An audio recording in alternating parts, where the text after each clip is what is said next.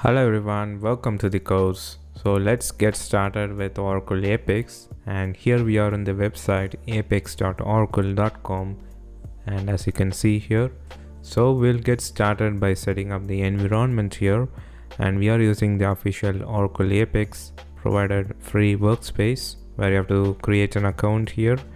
Alternatively, you can use your own instance as well, where you're installed locally with your own username and password, and also with the Oracle Cloud. If you have host that, you can use that as well. All I want is to start with a fresh new workspace for this course, and this is about the free Oracle APIX. If you are new to that, you can just request a new workspace here where you'll be providing the name and email, which is very important, and the workspace name as well.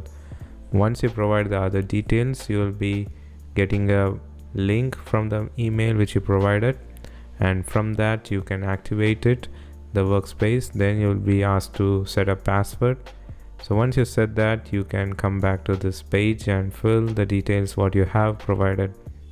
So this is the workspace here I created, and the mail ID with the password saved, and I'm signing in.